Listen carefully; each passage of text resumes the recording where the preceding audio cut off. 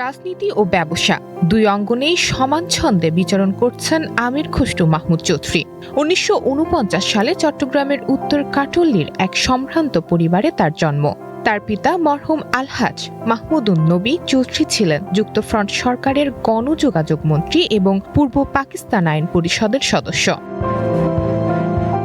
১৯৯১, ৯৬ ও ২০০১ সালের জাতীয় সংসদ নির্বাচনে চট্টগ্রাম ৮ আসনে নির্বাচিত হন আমির খুসরু মাহমুদ চৌধুরী।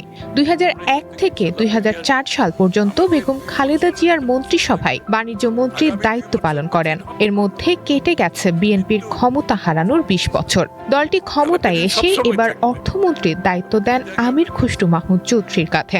এখান থেকে বেরিয়ে আসা কঠিন অবস্থা। রাজনীতি ছাড়াও নেতৃত্ব গুণের স্বাক্ষর রেখেছেন ব্যবসায়িক অঙ্গনেও। তিনি চট্টগ্রাম স্টক এক্সচেঞ্জের প্রতিষ্ঠাতা chairman, Chattogram chamber of commerce and ইন্ডাস্ট্রির সাবেক সভাপতি এবং South Asian Federation of Stock এক্সচেঞ্জের প্রথম সভাপতি হিসেবে দায়িত্ব পালন করেন। পিছিয়ে ছিলেন না আন্তর্জাতিক পরিমণ্ডলেও। দায়িত্ব পালন করেন বিশ্ব বাণিজ্য সংস্থার কানকুন মিনিস্ট্রিয়াল কনফারেন্সের প্রাক্কালে স্বল্পোন্নত দেশগুলোর মন্ত্রী পর্যায়ের সম্মেলনের সভাপতির, যেখানে গৃহীত হয় ঐতিহাসিক ঢাকা ঘোষণা।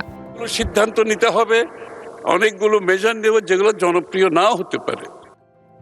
মূল্যস্ফীতি নিয়ন্ত্রণ, অর্থনৈতিক প্রবৃদ্ধি ত্বরান্বিত করা এবং অর্থনীতিতে স্থিতিশীলতা ফিরিয়ে আনার প্রত্যাশা নিয়ে আজ তিনি উপস্থাপন করবেন নতুন অর্থবছরের জাতীয় বাজেট।